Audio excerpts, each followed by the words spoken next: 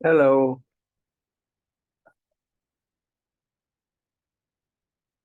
Hello po. Hello po. Doc. Good evening. Start na ba ako? Opo. Okay. So sige. Manalangin muna tayo. Okay ba? Po. Okay. Let's pray.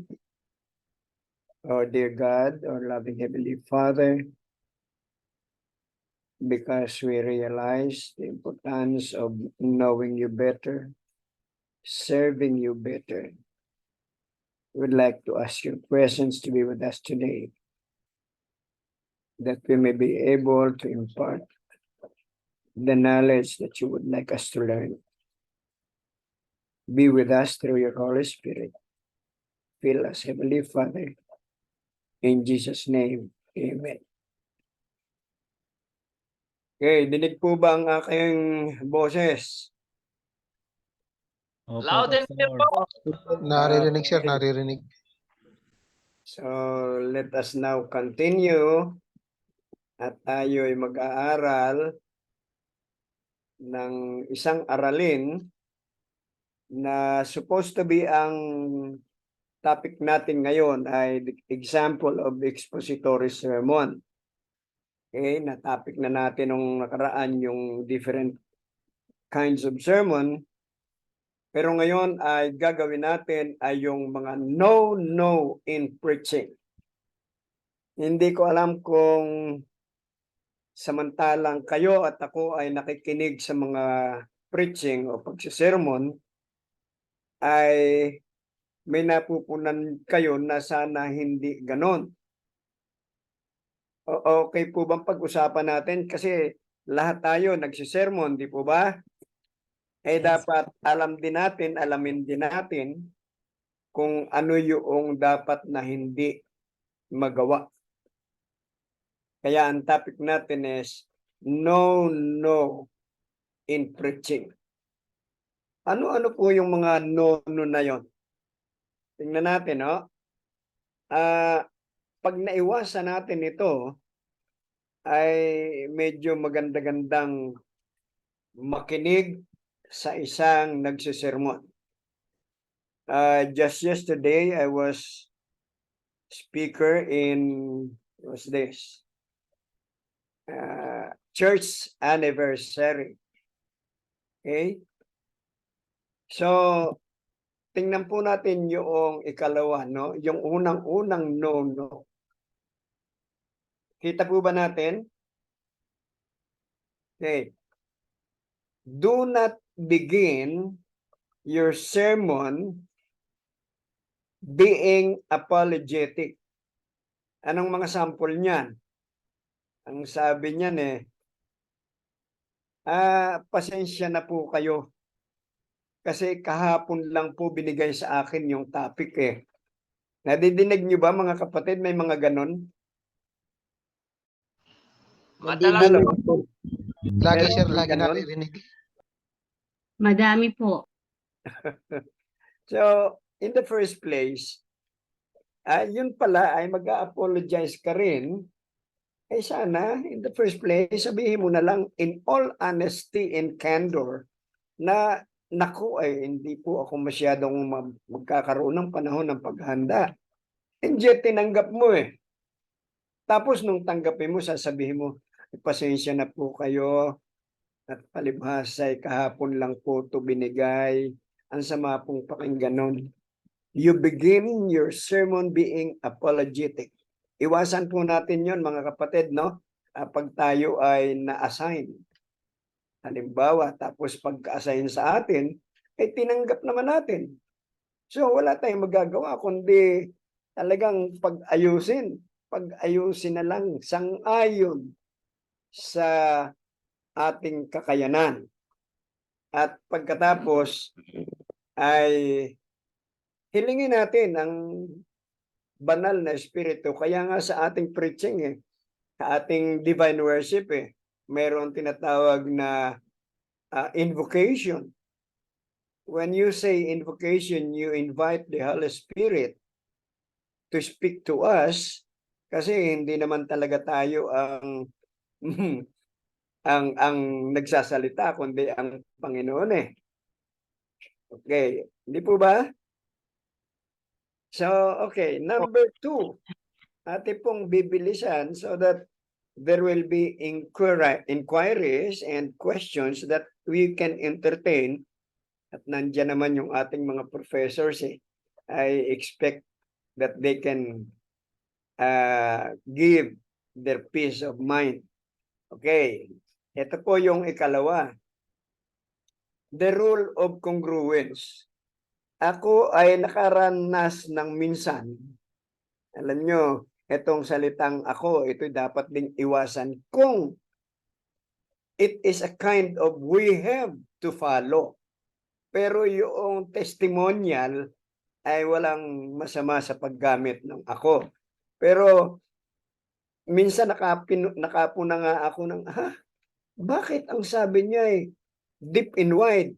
Ay parang yung batang kumakanta, di ba? Deep and wide. Ay pagkatapos yung deep niya ay wide, yun naman kanyang wide ay deep. May napansin ako talaga, nakakita na po ako, I don't know, sa inyong karanasan. Nakakita na ba po kayo ng ganon? Yes po, Doc. Okay. Okay, thank you. Kasi I'm doing this, mga kapatid, para it will be a two-way street. Yung hindi one-way monotony lang na yung speaker, imik ng imik. And we can even do it. We can even do it in the pulpit. No? We can throw questions na parang nag-i-emit ng response doon sa mga kapatid. Now, the rule of congruence, minsan nga ay ganun eh. Okay, tapos pag nagsalita ng wide, eh dapat talagang wide. Hindi talaga. Pag nagsalita ng deep, it has to be deep. Pag sinabi nating square, aba hindi round. We will not emphasize it as round. Nakakita na po tayo. I don't know sa inyo, pero nakakita na tayo ng mga ganyan na mga nakakatawa rin pag minsan. But that will tell us na ipagpipray natin yung tao kasi in the first place, nag-apologize na nga siya eh. Eh siguro, isipin na lang natin, he needs our prayer because maaring novice or maaring nagtitrain, nagsisikap naman yung tao at mabuti yun, hindi masama. And that is a kind of commitment. Maganda eh. Ano po? Okay. Ang sumunod ay yung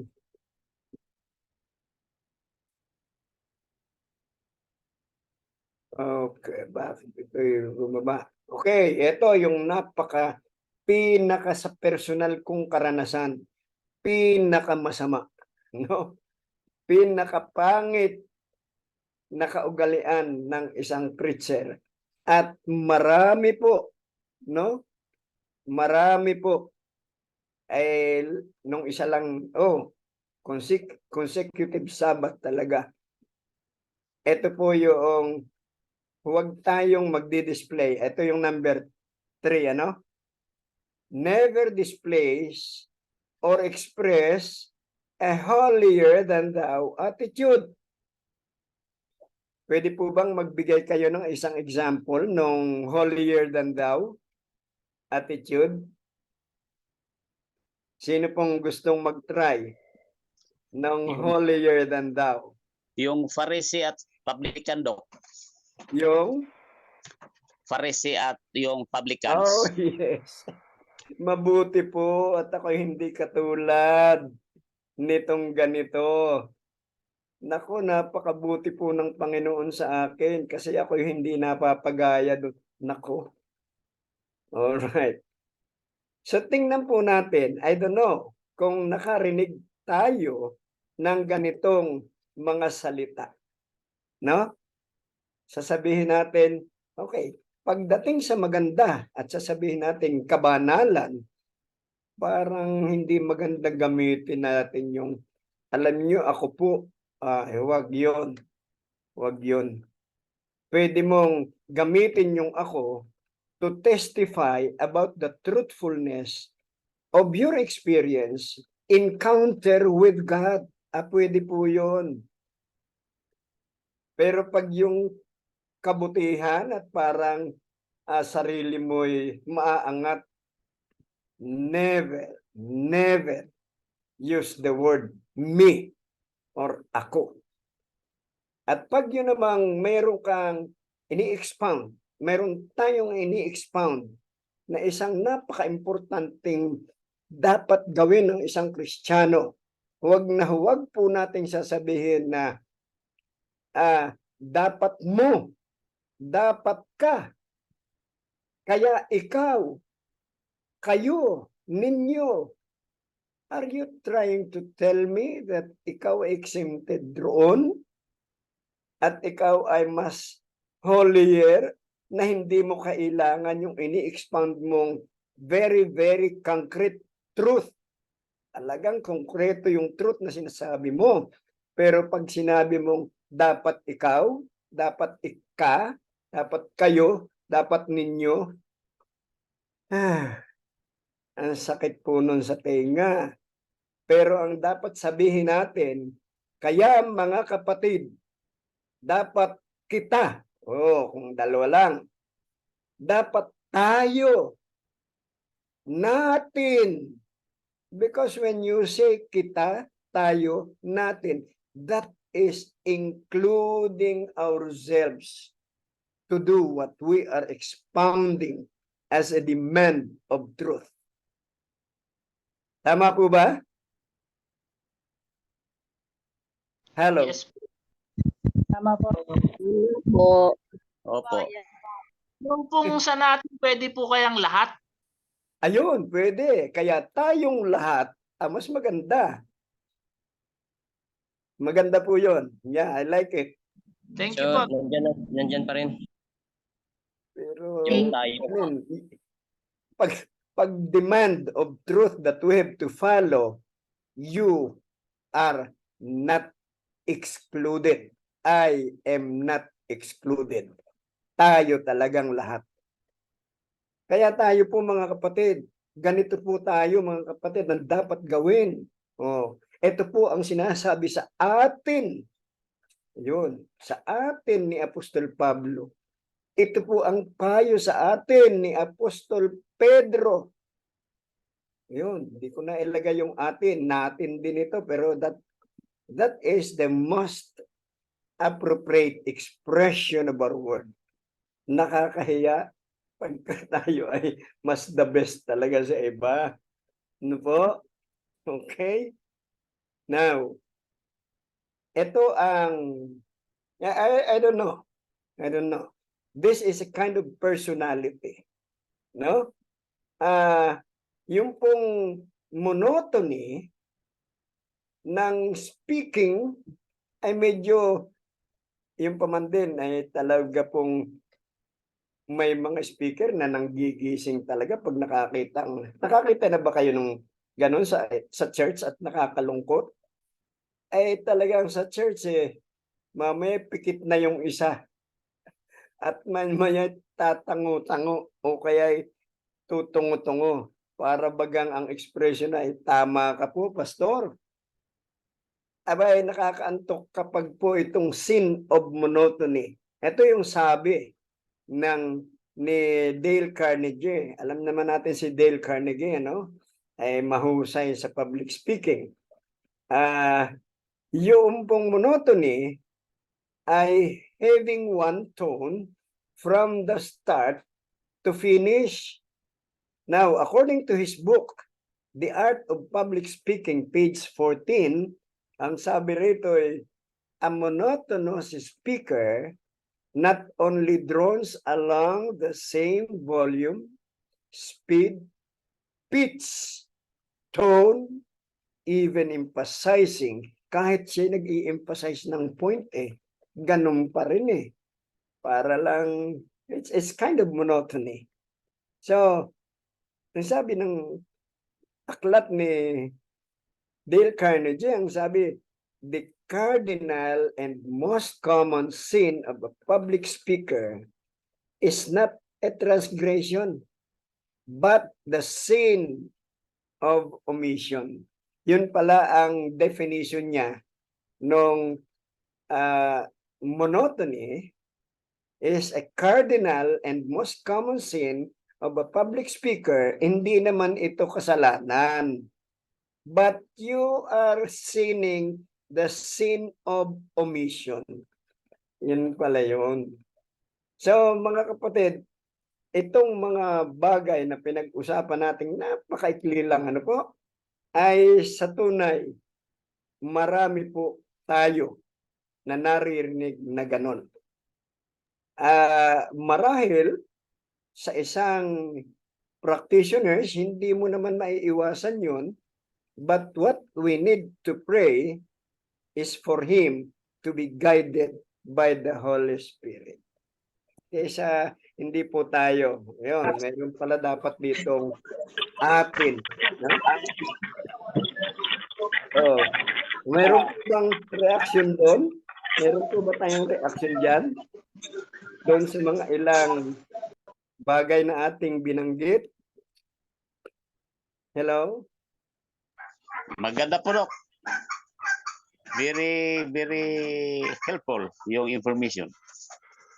Yeah.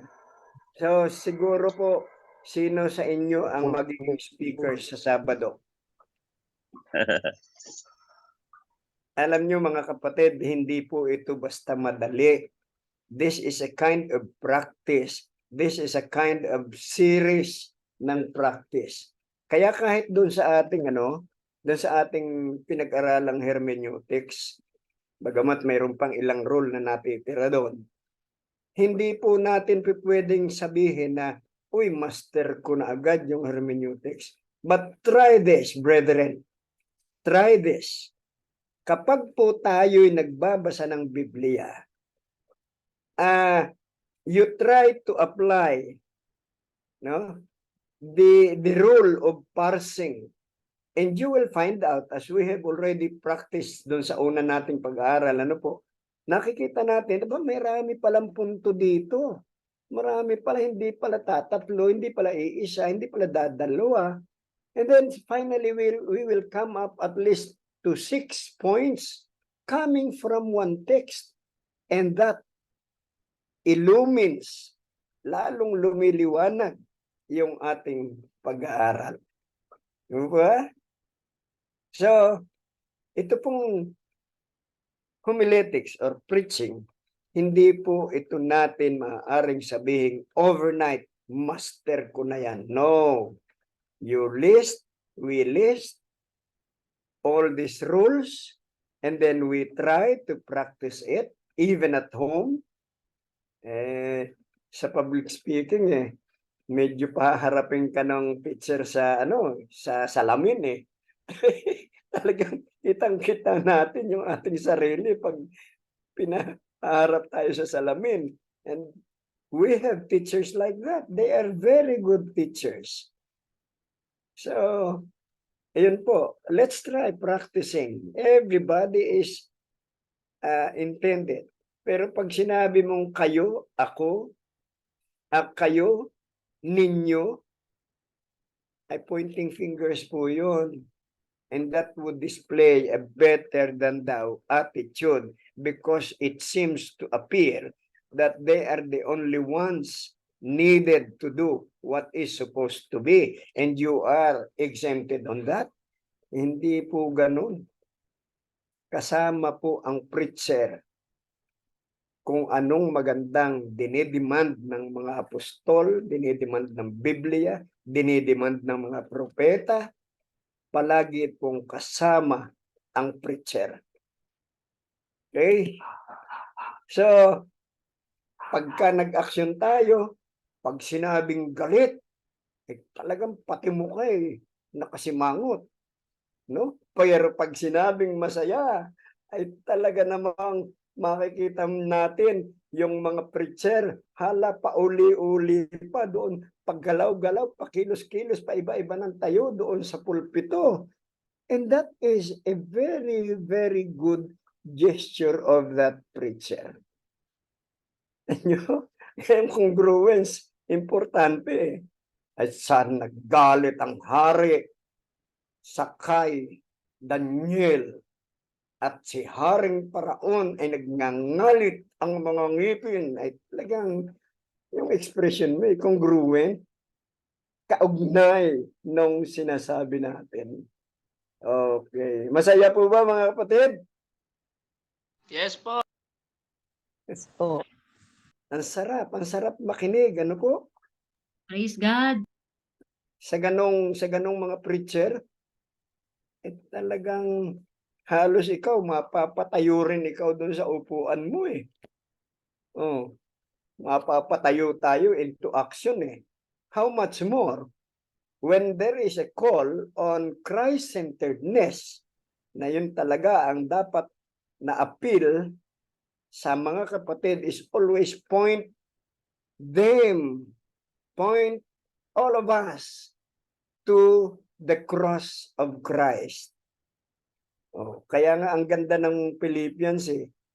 Ang ganda ng Philippians 2 verse 8 na ang sabi ng 1 Corinthians, Romans chapter 1 verse 5 ay talagang dapat ay tayo'y magkaroon ng pagsunod. Okay, pagsunod. Pag sinabi sa Matthew 5:17 and 18, the last line of verse 18, ang sabi doon ay hanggang sa matupad. Yung palang obedience na yun ay may hangganan. And that is very clear in verse 18 of Matthew chapter 5. Hanggang sa matupad ang lahat. Alright? Kaya naman doon sa Philippians chapter 2 verse 8, ang sabi doon ay Jesus was obedient. So you see the inference of the word obedience. It again points to Jesus, and Jesus was obedient until the cross. Oh, ay doon pala yung hangganan noon. Yung pala yung hangganan because Jesus was obedient even to the cross. Pagdating sa verse 19, ang ginamit na nga, okay, I'll try to go back into little definition. Yung binabanggit sa verse 17 and 18 ng chapter 5, ay you will go back to the definition. The first rule of hermeneutics is the rule of definition. And the rule of definition is defining the word. And defining the word will entail us to go to the original language. In the Greek, it is not intole, but nomos. And nomos is referring to the ceremonies. Yung mga patakaran doon sa panahon ni Moises at mga seremonya doon sa templo. Kaya nga pala may hangganan. And Jesus here is fulfilling his obedience to the law until the cross. Pero pagdating sa 19, ang ginamit ay entulas or entulei. Nang ibig sabihin sa last line ng verse 19, the very, very last line of verse 19, ang sabi ron, even before the throne. Aba, walang paglipas yun. In other words, hindi lumilipas pagdating ng entulei, ang hindi din lumilipas yung nomos, but Christ fulfill it in the cross of Calvary. Amen? Amen po. Ayun po mga kapatid, ang ating kailangang gawin. So, again, let us remember na pag na-assign po tayo ng preaching, never or shy away with this no in preaching. So, yun po. Gusto kong makarinig ng complimentary comment sa atin. Pastor, Para ma-emphasize. Pastor, Okay. Pastor, good evening, good afternoon po. Good evening. Pastor, hindi po ito comment, pero ang tanong, gusto ko lang pong klaruhin, until what extent po tayo magbigay ng personal testimony kung mag-sermon po tayo? Up to what extent ang? Yung sa personal testimony mo ba na it could be like related sa topic? Oh yes.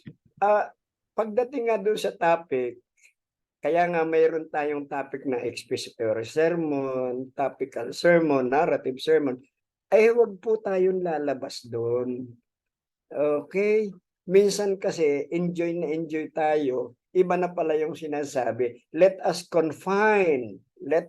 confine our title into the essence and the spirit of what we are using as text. Gusto niyong bigyan ko kayo ng sample? Pastor, Opo. pwede po bang magbigay ng like for example, yung personal testimony mo na halimbawa natiwalag ako dati tapos na-share mo Ayun. sa mga congregation which is to inspire them na pwede naman pala talagang mabalik sa Panginoon. Pwede po 'yon. Yun. Yes. Because po, ang iyo pong sinasabi is a testimony of a good experience to the Lord. You are not demanding from the audience. You are testifying how is the goodness of the Lord fulfilled in your life. Wala pong problema yun nung ako, as I've said. Maganda po yun. Tama po yun. Kaya pag binasa nyo yung 1 Peter 2:9, basahin natin yung 1 Peter 2:9. Basahin po natin. Ang sabi po doon ay ipahayag natin ang kadakilaan niyaon na tumawag sa atin. Ano daw pong gagawin? Ipahayag ng kadakilaan. Alin daw po ipapahayag? Yung kadakilaan. Now, I'm doing a little parsing. Alin daw po ipapahayag? Yung kadakilaan.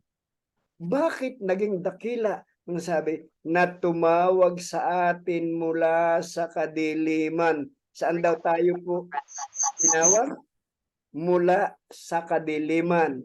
Okay? Ay papunta saan? Hanggang sa kagilagilalas na kaliwanagan. O, di ba?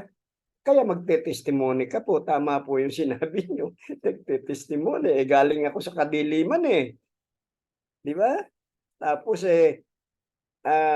dinala ako sa kaliwanagan. That is ako. You know why? Kapatid na nagtanong, sino po pong nagtanong? Ano pong pangalan nyo? Minel po. Ha? Minel po. Okay. Alam nyo kung bakit gagamitin nyo ako? Personal experience mo po yun. And others in the audience may not have the same experience as you are. Di ba? So wala pong mali. Maganda po yun. Salamat po. Okay, thank you very much.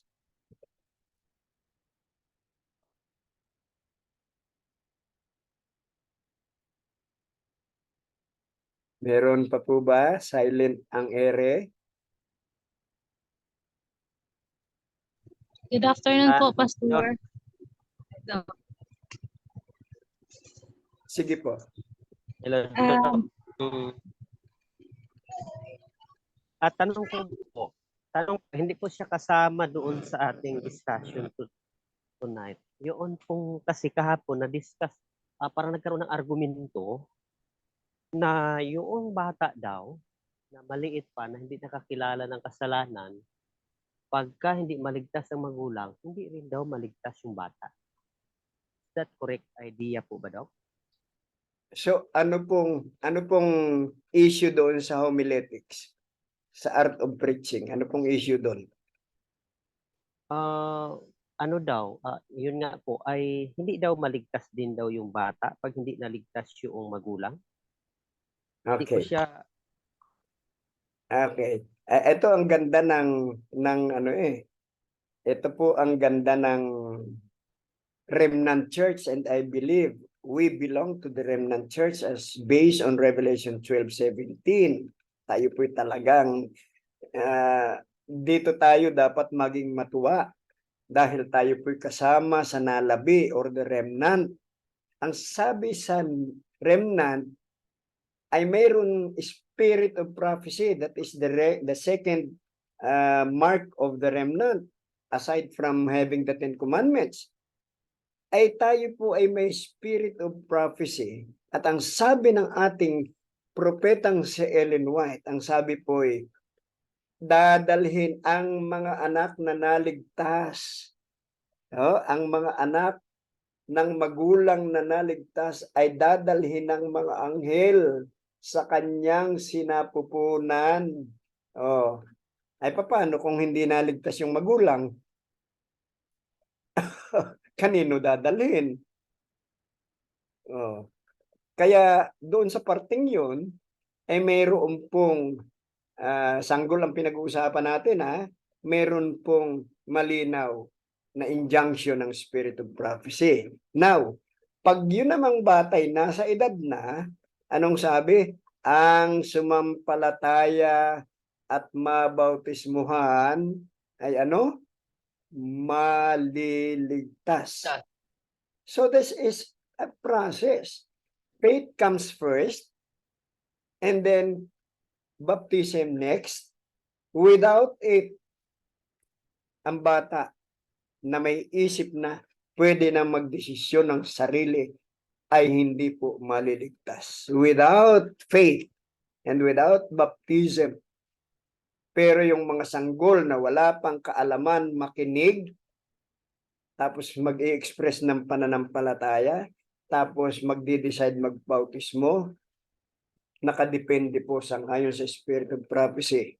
Nakadepende po kung yung magulang ay nandoon para ay abot ng mga anghel ang kanilang sanggol.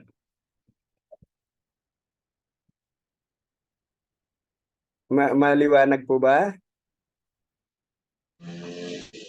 So, ibig sabihin, Dok, yung sanggol na namatay, na example, pinanganak, yung kanilang parents ay mananampalataya, sa pagdating ng Panginoon, sila ay maliligtas.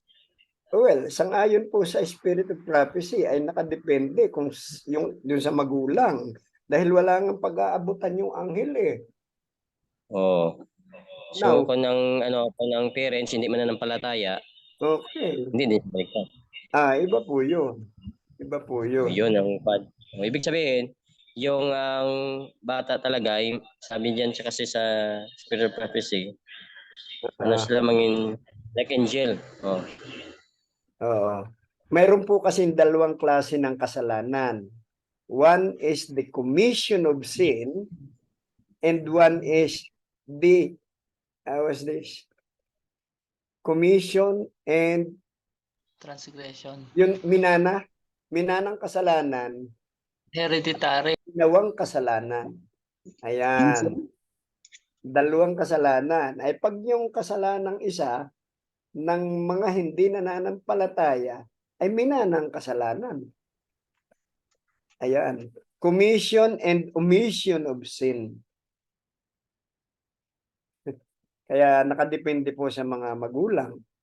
Pag hindi mananampalataya, tayo naman ay nananampalataya, ay talagang ang bata wala pa pong kasalanan. He or she has not yet committed any sin. Ay naligtas yung mga magulang, ligtas ang sanggol, kaya abot sa atin. Sabi ng Spirit of Prophecy ng mga anghel.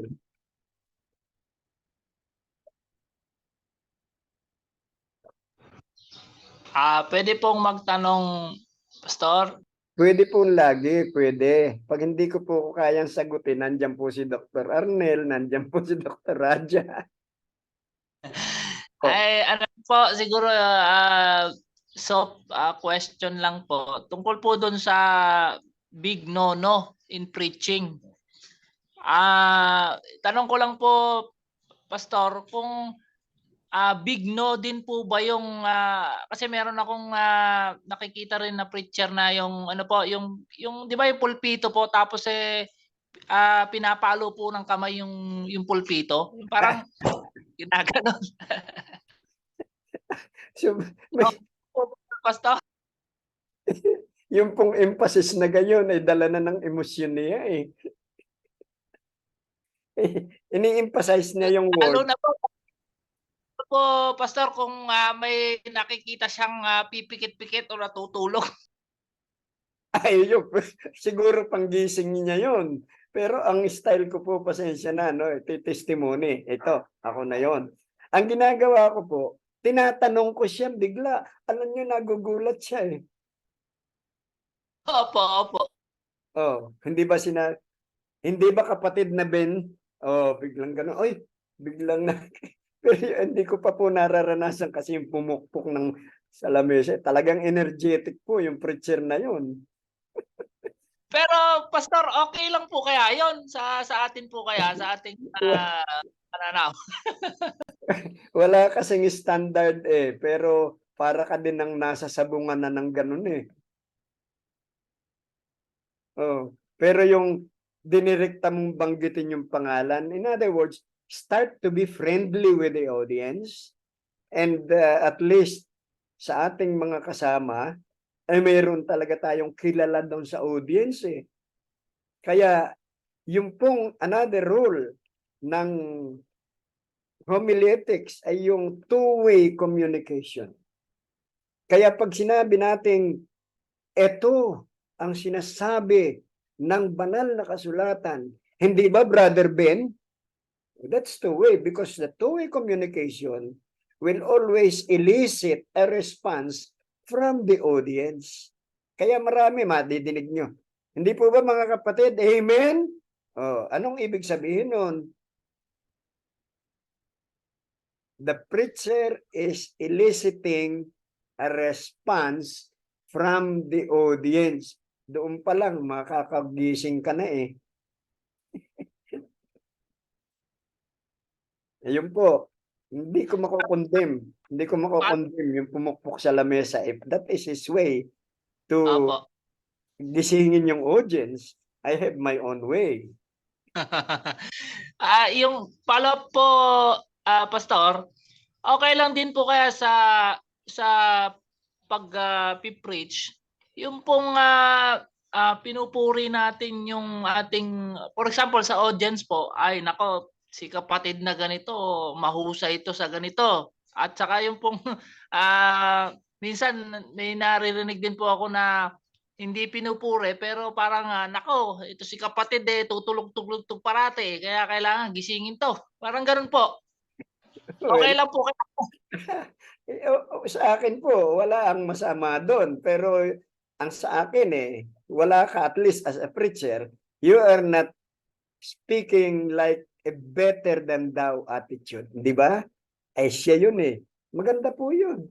Para sa akin ha. Maganda po yun. Ako po, Pastor. In fact, mga kapatid, in fact, challenge mo tuloy yung itinuro mo na dapat patunayan mo yan sa buhay mo. Ayan po. Hello po, Pastor. Hello. Okay po. Ito naman po ay madalas ko ding naririnig. Sino po ito? Si Unica po. Unica. Okay. Okay po. Kapag po may mag-uumpisa na po ang, let's say sabihin natin pong mga presider po muna. Presider, tapos sumunod ay yung ating mensahe po, no? Minsan po kasi pagka sinasabi po natin na amen po, tapos konti lang po mag-respond. Ito Mm-mm. po ba ay mabuting sabihin? Kasi po madalas po ito minsan parang feeling ko kailangan pa bang sabihin 'yun? Parang Ah, parang parang kakaunti lang ang tumugon, parang gano'n. Ta's parang parang lahat parang antok po kayo, So parang ano po, tama po ba yung banggitin? ah, with all the intention, in all honesty and candor, pag gusto mo talagang gisingin yung audience, ay para pong mahina yung amen tanong ka uli. Amen po ba? Ayun. Okay lamang po, okay po. Yes, Baka because po kasi makaramdam yung mga kapatid na, "Grabe naman 'to, parang siya lang ba ang energetic?" no, Parang gano'n. because a church service is a participation of all the worshiper. Tandaan natin, eto, another one. Tayo po'y pumunta sa iglesia, sa church. Kaya nga po maganda yung salita ng iglesia ni Cristo eh. Hindi ko po tinapatama, ano? Sabi lang nila, kapatid, ikaw ba'y sumamba na? Magkaiba po yung simba kaysa samba. When you say simba, it's an act of going to church. Pero when you say samba, it's a kind of spirit that you have in the church. Ay pag hindi nakikinig, di ibig sabihin, baka mamaya nasa cellphone yan, baka mamaya kausap niya yung kanyang katabi, baka mamaya tulog na. Remember, going to church is an act of worship. An act of worship in the Greek word is proskuneo. And when we say proskuneo, it is reverence to the one that we worship. Amen? Well said. Marami pong salamat. Thank you po. Okay. Clear po. Welcome po, welcome. God bless. Sir, may tatanong din po ako. Doc, may tatanong po ako. Sino po sila? Vincent de la Serna po. Sige po. Nabanggit niyo po kasi yung monotonous. Yung? Yung monotonous po. From Okay. the start to the end. Iisa lang ang tone. Okay. We have a lot of pastors na nag-graduate sa ating mga institution, magagandang institution natin. Hindi po ba naituro ito sa kanila? Hindi ano? We have a lot of pastors po na graduate sa ating mga universities. AUP. Hindi, kasi marami tayong pastors na monotonous. Hindi po ba ito naituro sa kanila? I don't know, but in my class ng homiletics, I learned all this. Depende na po nga sa personalidad ng teacher mo. But what I'm saying here is, I learned from my teacher. So hindi ko po alam ang kanilang experience, but the doing away with monotony is to make the audience feel a worshipful spirit. Yung espiritu ng pagsamba. Yun. Kasi po, Doc, mayroong mga nagtuturo ng nagsasabi ng mga pastor na mas maganda daw yung ganon kasi hindi kayo sumisigaw, hindi ka ano, pero yung mga nagsasabi pong ganito ay mga monotonous nga. So dito the big no in preaching kasamang monotonous. So ano po ba ang wala po ba tayong standard regarding po sa kasi kung titingnan ko maganda po talaga dynamic, Doc. Maganda po talaga. But ang dami po nating pastor talagang monotonous po talaga. Aminin po natin yung monotonous. So, ang tanong ko lang, naituro po ba ito sa kanila? I mean, kung tayo po ay bumabasa, Ito naman si Dale Carnegie, hindi naman ito Adventista eh. Pero being an expert in public speaking, ay alam niya yung, because nga po, yung monotony, yung preaching is to elicit, again, to elicit a response from our listeners. Ay kapag po talaga kasi ang epekto nun, yung monotony ay talagang makakatulog eh. Wala tayong magagawa. Nasira tuloy yung worshipful spirit ng tao. Nakatulog. Di ba? Okay po, Doc. Siguro ay na personality na po talaga siguro nila. Siguro baka naman na ituro. Kaya lang baka absent po siguro. Yeah. Or siguro hindi lang po nila siguro na pag-aralan na hindi siguro nag-practice sa sa salamin mag-isa. Thank you Yeah. po, Doc. Salamat. Okay.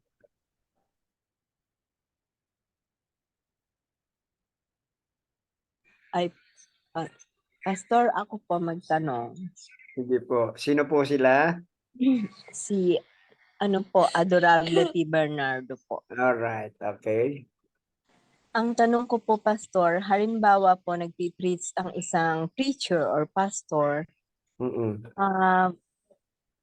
ano po, yung kung napapansin po natin parang kuminsan ay tama po ba yung parang name-personal na para bang nagpaparinig na iniisip mo ba na ikaw na yung pinagpaparingan o uukulan ng kanyang preaching? Sa palagay niyo po ba, ano yun, ikaw lang nakakonvict or talagang ba sa palagay niyo? Para ikaw na yung sinutumbok sa palagay, ako na yung pinupundihan nito. Tama po ba yun, Pastor? O meron Well, isa magandang way? kung yung na kung paano- preaching ay within your topic, and then you are expounding a truth, pagkatapos ang audience mo, it may not be in accordance to what he or she is, ay yung personal na nila. Pero ang preacher ay dapat lang ay ang i-expound ay yung truth. Now, pag yung listener ay hindi ganun, hindi po siya pinatatamaan. I am expounding the truth based on the topic. Hindi ako lalabas doon. And if the truth penetrates against your emotion, personal na po yun ng listener.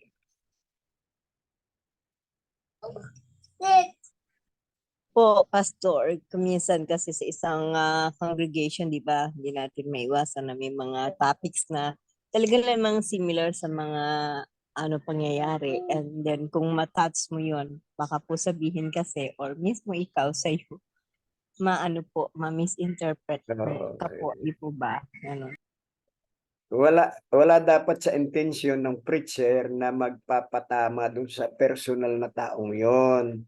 But yet, kapag tinamaan yung taong yon and it is within the ambit of my topic na hindi naman ako lumalabas doon sa topic ko, di po ba? Nandun lang ako sa topic ko, ay wala po talagang responsibilidad ang preacher doon at kasalanan. Okay po, thanks po. At saka kung ito naman po ay, yan po, merong way na maganda na hindi naman yung talagang masasaktan siya na Pero pag alam ko po, basta once na ang Panginoon ang nagsabi sa iyo noon, iba po yung talagang mako-convert ka, matatransform ka. Pero once na yung sa kanya lang, para bang magkakaroon ka ng inis or galit, di po ba? Iba po kasi yung pag-personalize, di po ba? Yeah, Kesa sa Panginoon talaga nagsabi. Posible po yun. Kaya nga, ang intent ng isang preacher is always honesty, candor, the truthfulness, always let the Bible speak. Okay po, thanks po. Hello po, Pastor. Hello. Yung po sa akin ay parang additional din po kay Sister. Sige po. Okay. Siguro okay lang po bago ka try to help yung ating audience try to educate yung pong audience natin na yung ating i-deliver na sermon is for personal. Okay lang po kaya yung pastor kasi kapag ako po nagpi-preach ay lagi ko pong pinangungunahan po yung talata sa 2 Timothy chapter 3 verse 16 to 17. Yes. Ay ano pong problema doon? Yung pong sabi po doon na pastor sa doon po sa sinasabi po kasi talagang hindi po maiiwasan yon. Doon sa pagiging preacher o pag nagpi-preach ka, it is addressed for public, not for personal. Kaya po pag ako nagse-sermon o nagpi-preach, ina-explain ko po kaagad na ito po ay for public address. Hindi po ito for personal o hindi po ako nagpapatama sa isang individual. Ganito po. Yung parang ganun po ang aking ang introduction, and then ako po ay magbabasa ng passage which is yung nga po sinasabi ko na 2 Timothy chapter 3, 16 to 17. Okay lang po kaya yon na pastor? Ay ang chapter 3 ng 2 Timothy 16 ay hindi ba ang Biblia sinulat ng mga propeta, ang sabi ron, inspired by the Holy Spirit. Hindi po ba? Yun ang sabi doon. Hello.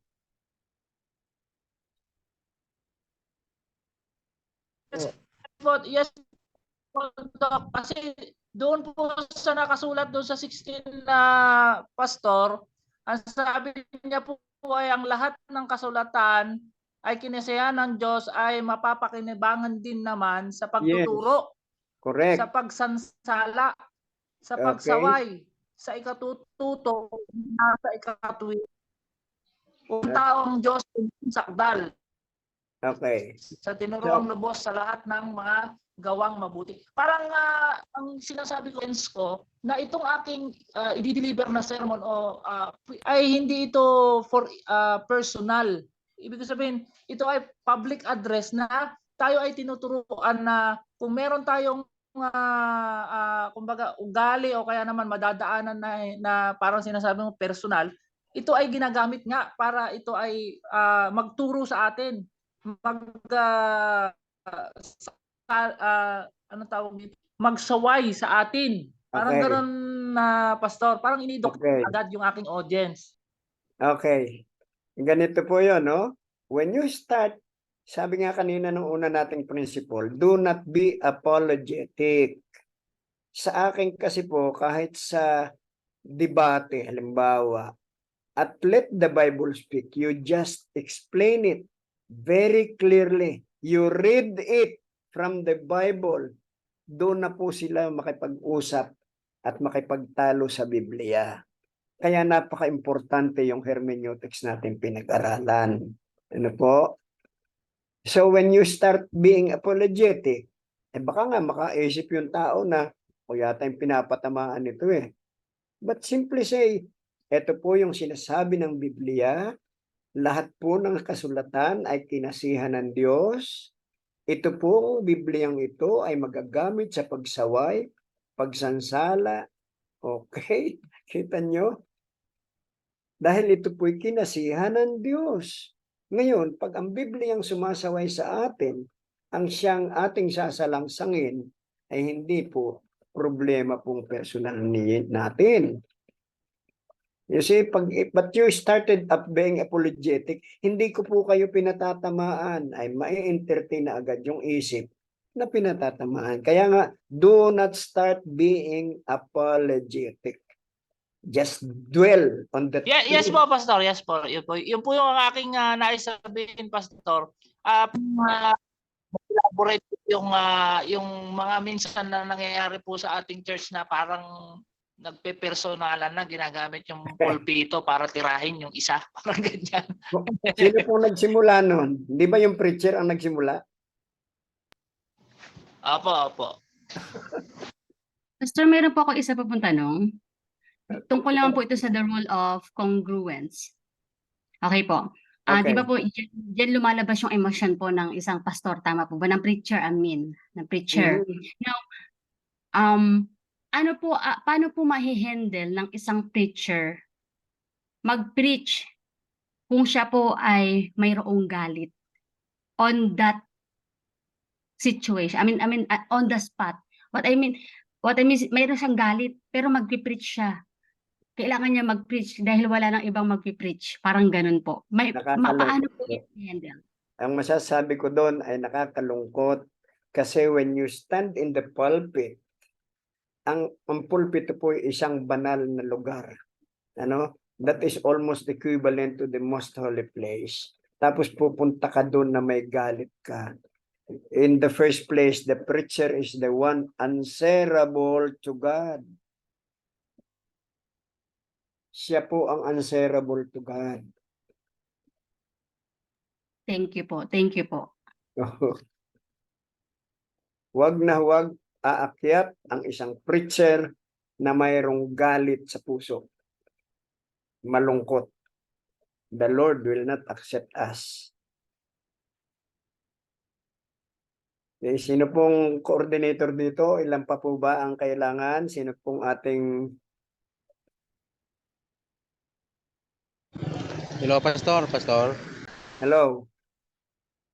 Hello, Pastor. May katanungan, Pastor. May isang membro sa church nagtatanong. Sabi niya, ay paano malalaman na yung preacher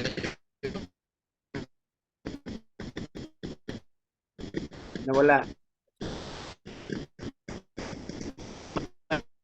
ay galing sa isang membro na nandun siya sa palpitan?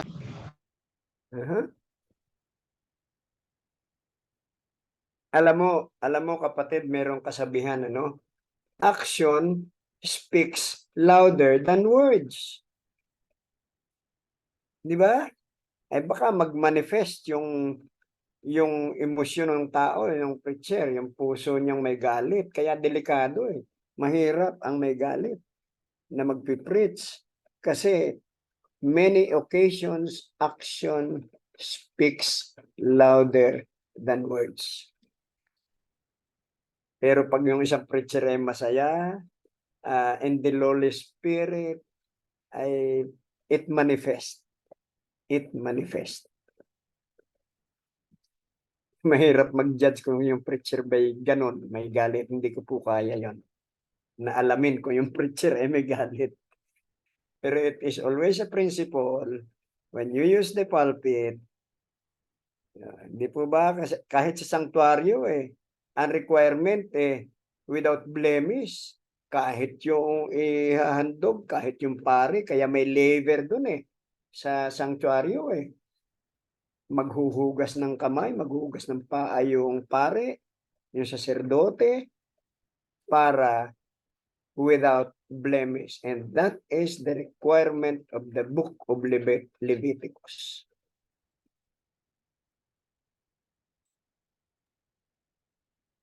Anong pastor? Magtanong po ako. Sige po.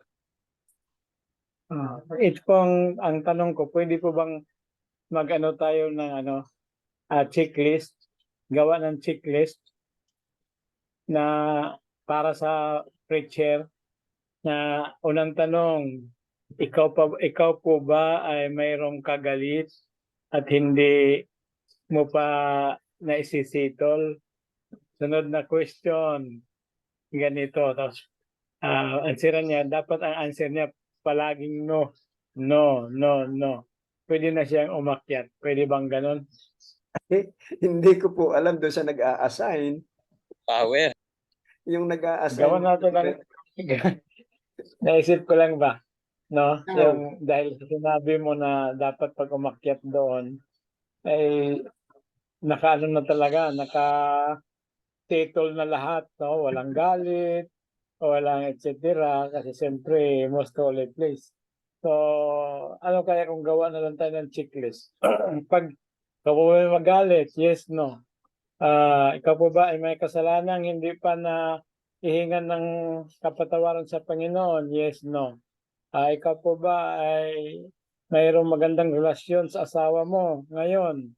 Hindi ba kayo magkagalit? Yes, no. Ano? So, ah, dapat all answers must be no in order to qualify para umakyat sa pulpito.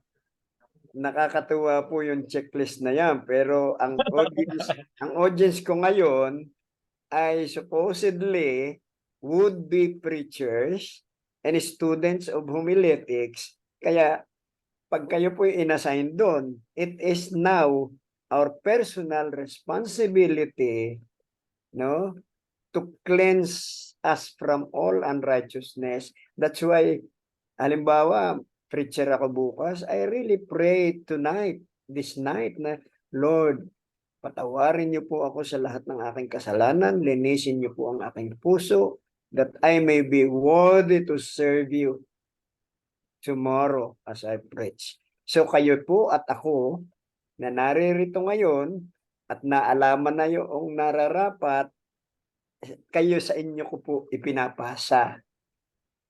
Yung ganon. Now, in your local churches, if we will be the one responsible for assigning, di kayo na po magawa ng checklist. Pero it's not in this topic that the checklist is needed. Pastor, Kasi may narinig po kasi tayong kwento, ewan ko kung gaano katotoo, na habang nagpipreach daw yung elder, ang topic niya love. Pero yung asawa niya sa baba, mayroong pasa. Mayroong pasa sa mukha. Tapos, nang hindi na mapigilan ng asawa, dahil ang topic ng husband niya na elder ay love, biglang tumayo at itinuro ang kanyang pasa, sabay sabi, ito yung love. Tinuro yung pasa niya. Medyo Hindi ko alam extraordinary. kung yung po'y kwentong patawa lang ng mga pastor. Ay wag po Maring illustration. Maring totoo po yan, pastor, no? Maring totoo po. Sabihin na lang natin in terms of parable. Hindi naman siguro totoo ang pangyayari, pero in terms of parable, you are preaching there with something na you have not really lived. Well, our lesson is addressed to would-be pastors, to would-be preachers, at sikapin po natin tayo tumayo sa pulpito na walang ganong katulad ng sinabi mo, kapatid. Yeah. This lesson is addressed to us. Pastor, pwede pong magtanong uli? Abay, sino po bang moderator natin? At tanong natin, maski hanggang alas 7 tayo, hindi mauubos ang tanong. Hanggang alas 10, pastor. Ayaw pa na. Buti na lang. Sino po sige. Ang tanong ko lang po ay regardless po dun sa ating mga kapatid na LGBT, kasi yung narinig ko po na without blemish, it's okay po ba sa ating preaching? Hindi naman to discriminate, ano po? Kasi meron po kami sa ay kasali po sa LGBT. Pwede po ba siyang tumayo as a preacher o mag-sermon po sa atin? Nakakalungkot po yon sa North American Division ay pinapayagan nila pero maski bumalik tayo doon sa Genesis at nilalang ng Diyos ang lalaki at babae, yun lang ang nilalang.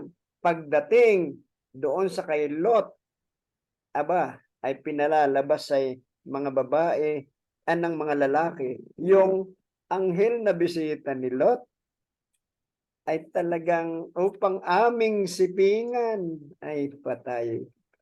Biblical po ang sagot doon. Now, if there is anybody na pinapayagan po yun, that is unbiblical. So when you ask me kung pwede po yun, the Bible will answer, not me. Meron pa akong tanong. Meron pa akong tanong. May tanong po ako doon sa nagtanong. Kasi ngayon lang ako nakarinig ng isang isang kapatid na LGBTQ. Ano po yun daw? Ha? Oh, LGBT. ngayon lang kasi ako. So siya ba po talaga ay LGBTQ o member lang ng grupo na LGBTQ? Kasi kung siya ay Actually, lesbian, tapos gay pa, tapos siya pa ay ano pa yung isa, transgender, ay talagang napaka-extraordinary na member na yan eh. Na Opo. Hindi, LGBTQ talaga. Dok, No? yung pong sinasabi ko ay sumasali po kasi siya ng mga ano, yung gay po ba yung gay pa agent? Gay siya, pero hindi pa siya siguro transgender. Opo, opo. Hindi po siya Okay lang yung mahinhin mga Baka naman kapatid. sa gawin lang, yung ano lang, hindi naman po talagang gay talaga siya. Baka yung kanyang ano lang gawin. Mukhang Baka babae mahinhin lang. Hindi po, kasi sa kanya kay talagang yung pinangangalandakan niya yung pagtali niya pa sa ano sa gay talent talagang ipinopost niya po sa Facebook niya na siya ay nakaayos na pambabae, ganyan. Minsan naka-bathing suit pa na parang pambabae. Ganun po talaga. Kahit hindi. Siguro po dapat pinakausap niyo yung elder natin. Okay, whatever is the detail ng tanong mo kapatid, it is Yes the po. Bible that it will always come out as a standard. Yes po, Pastor. Thank you po. Pastor, may follow-up question po ako dyan sa ano pag sinabi Sandali po kapatid na Menel, no? Susugan ko po muna yung kay Brother Christopher. Okay, yun po ay talagang hindi po talaga siya qualified na tumayo mga kapatid kasi he is promoting a certain culture na hindi sang-ayon sa standard ng Biblia. Yes. Another din na para sa akin, yung mga kapatid na gumagamit ng apps na nagmumukhang babae sila, ay questionable din po yan. Kasi that is promoting, promoting po yan. Nagpo-promote po yan ng ng kultura ng pagiging gay. So ginagamit yan bilang katuwaan lang pero hindi po maganda mga kapatid. No? Nagagamit ka ng apps na yan na ikaw ay magmumukhang babae. Tapos yung mga babae naman gumagamit ng mga apps. May mga apps ngayon sa Facebook eh. Tapos ipopost nila na pag sila daw ay babae, ito kamukha nila si Marian Rivera. No? Palagay ko mga kapatid, hindi sang-ayon sa standard ng pagiging Kristiyano po. Tama yun. Tama, Dok. Pastor, may follow-up po ako dyan. Kasi pag sinabi kasi nating LGBTQ, hindi lang naman po like transgender, di ba? Meron po ding bisexual at saka gay. Pero halimbawa, i-eliminate na lang natin yung transgender. Hindi po i-discriminate, no? Pero halimbawa, andito lang siya sa bi siya or gay, which is, yung sa actions naman niya, hindi man siya like go into with the relationship, the same sex, pahintulutan ba natin silang magdala ng mensahe? Yung wala silang like tanggap nila sa sarili na kasi nga 'di ba sa natin tanggapin natin sila sa church, hindi naman natin sila paalisin. But halimbawa na lang wala hindi siya he's not or she's not in a relationship or hindi naman niya practice talaga yung pagiging like super gay, pero gano'n na talaga siya. So, is it possible to give them like this maging speaker sa Divine or any parts sa Divine program, especially sa Divine program or sa Sabbath School program or sa AY, basta yung mga program sa churches? Excuse me po, ang sagot po dyan. If you have your Bible with you, basahin po natin ang Romans chapter 1, 25 to 27. At yun pong mayroong spirit, yung parang inclination, emosyon, damdamin na sinasabing pagkababae. Pero pag tiningnan niyo po yung Romans chapter 1 verse 25 to 27, ay yung gumagawa na talaga. Meron po bang may Bible dyan? Pakibasa. Pakibasa po. Romans ano po? 1, 25 to 27. 1:35 to 37. Oh, Pakibasa po.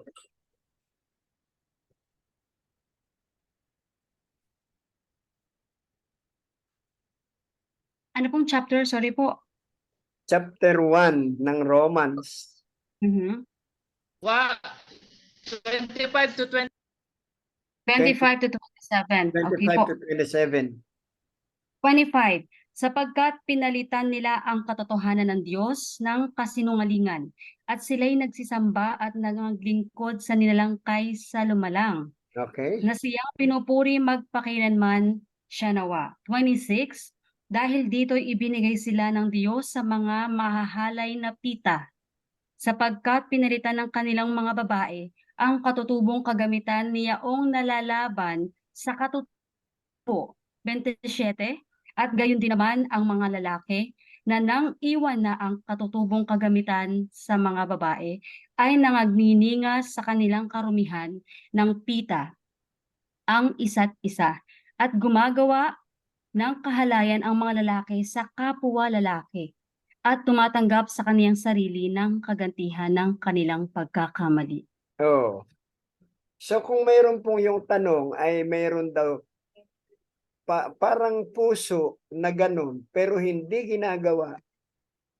Yang versikulo 27 ay hindi po siya kasali sa sinasabi ni Apostol Pablo.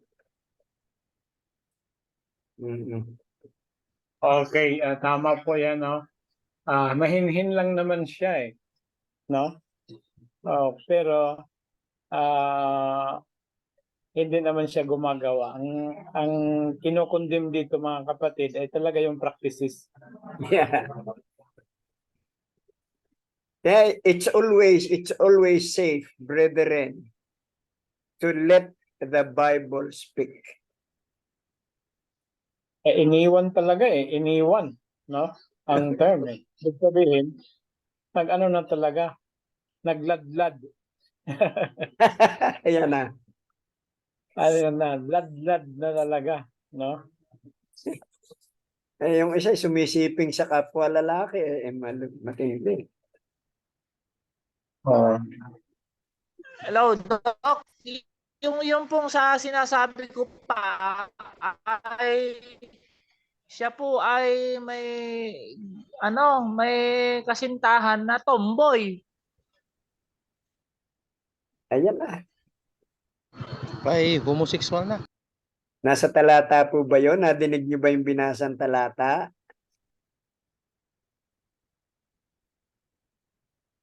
Anong tanong mo, kapatid na Christopher? Yung babae, tomboy. Yung asawa Opo, niya ay bakla.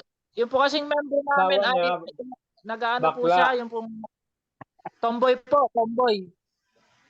Tapos siya tapos naman yung ay asawa niya, bakla. Ay di, walang natural pa rin na pagkalalaki at pagkababae. Yeah. Opo. Kasi ang nakalagay dyan naman ay babae. Tapos lalaki.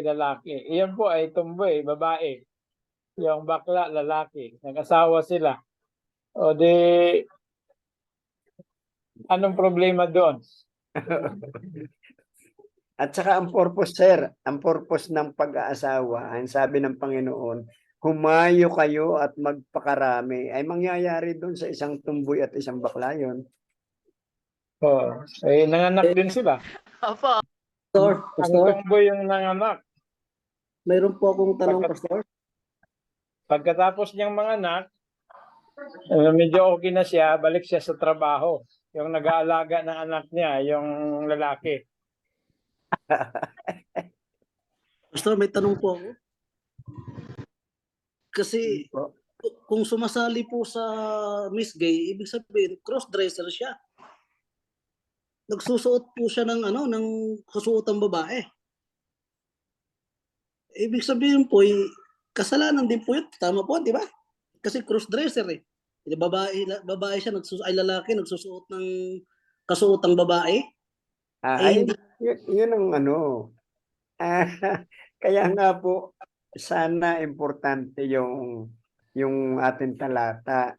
Sabi, Ayun po. iniwanan ang kanyang natural. Ay, kung yun pala ay nagsusuot na ng babae, natural ba yun? Ay, kaya nga po, Pastor, kasi ang sabi po kasi, ang asawa daw niya ay tomboy. Tapos siya ay bakla. So, ang sabi po kayo na, so walang problema kasi lalaki at babae naman.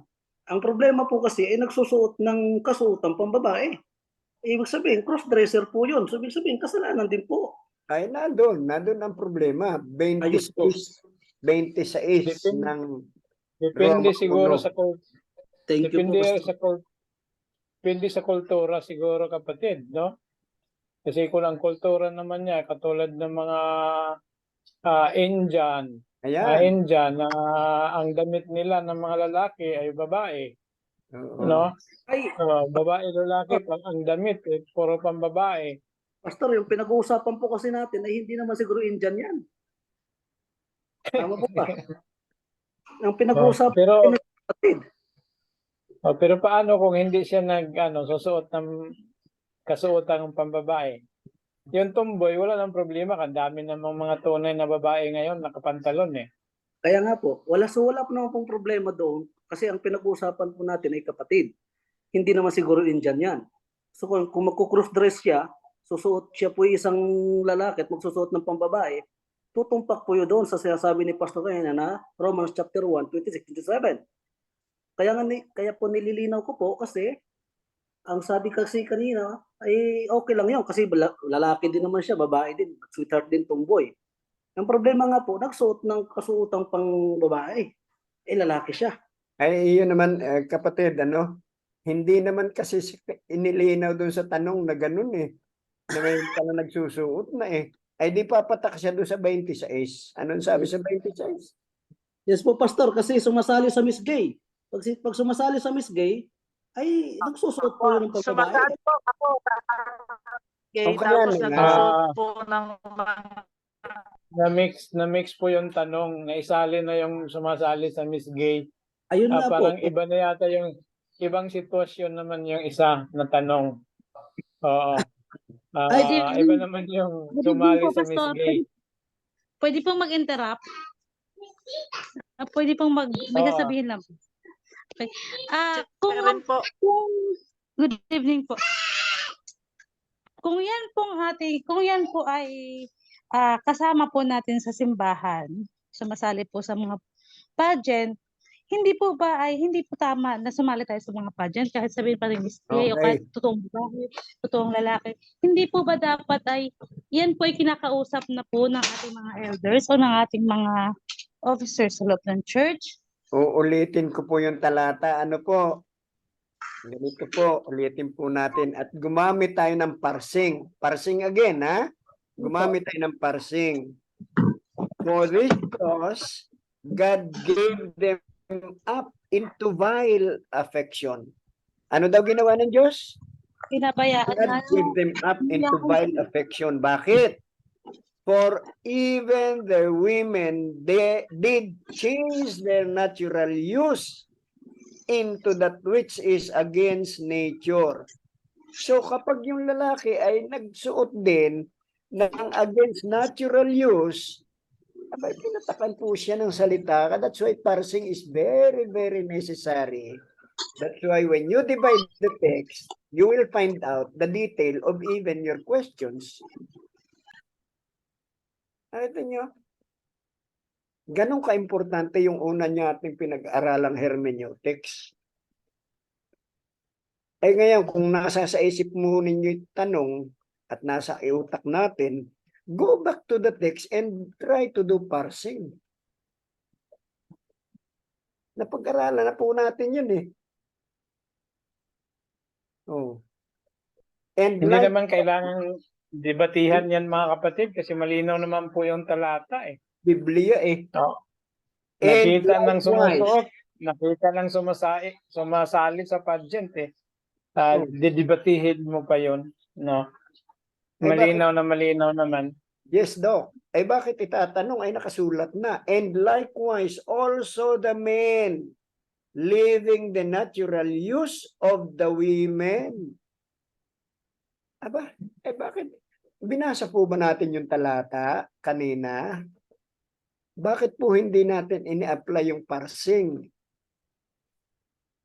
Ang linaw.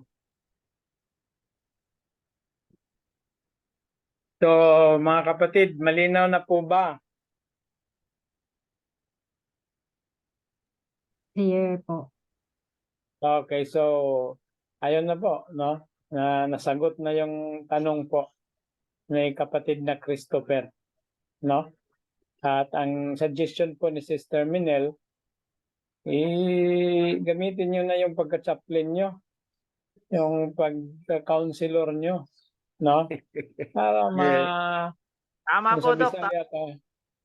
matambagan ba? Kasi basig kulang ras tambag. I-confront po ninyo yung Thank you po. kapatid. Thank you po. Opo. Tama po.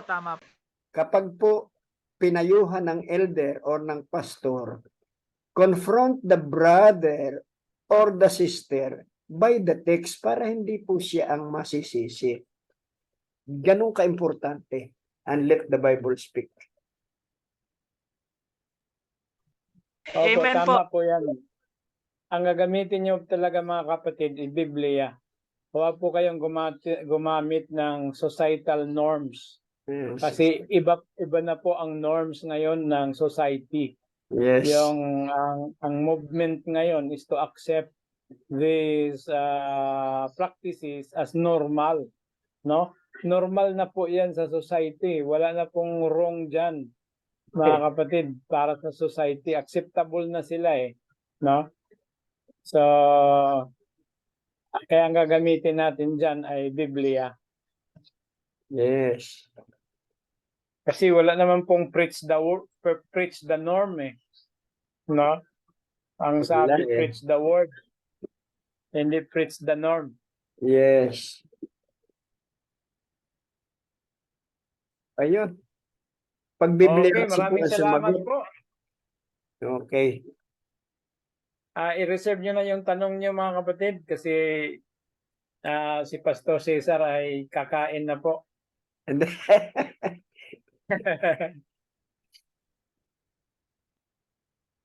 Okay, so thank you very much, Pastor, for taking up the subject until next Sunday ulit. Announcement po mga kapatid, ang atin pong resource person sa Anatomy and Physiology ay hindi pa po nakakarating dahil mayroon pong importanteng lakad. At saka si Pastor Agustin din, ating professor sa Greek Exegesis 2, ay nasa program pa po ng acquaintance nila sa department ng Adventist International University. So, magkakaroon po tayo ng early na pag-dismiss ng ating mga classes until tomorrow sa ating Greek Bible reading. No. Na-transfer na po sa Martes po ang ating Greek Bible reading alas 9 hanggang sa alas 10.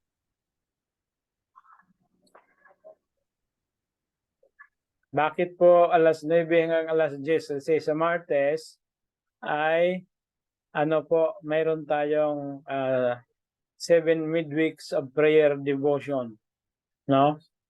So 7 o'clock mag-start ang ating prayer devotion hanggang 8:30.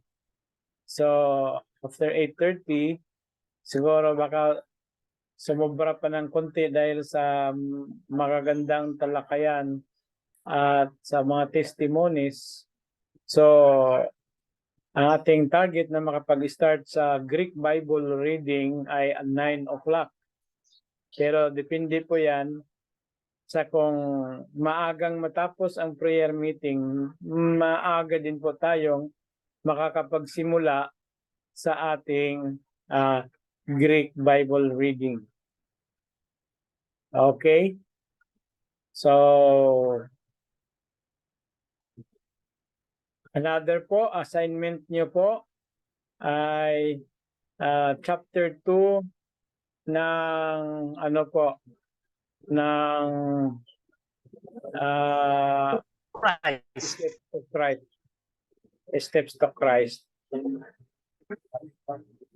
At yung one-page reaction to the actual debate na yung latest debate na ginawa po para sa ating apologetics. Thank you very much mga kapatid. And antabayanan lang yung ating mga reports. Ay by the way, yung mga hahabol pa sa ating chaplaincy level 1 certification, new enrollees, invite nyo na mga kapatid, iparegister nyo na. No? At yung mga hindi pa nakapatapos ng kanilang exam, tapusin na para kayo po ay magkaroon na ng certificate of authority.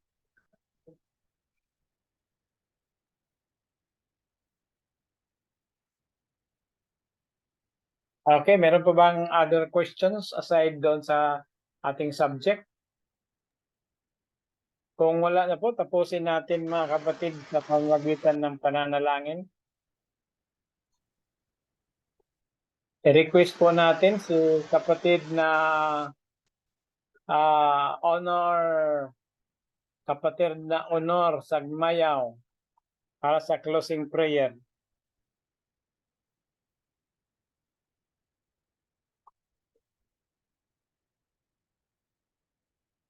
Wala pong signal.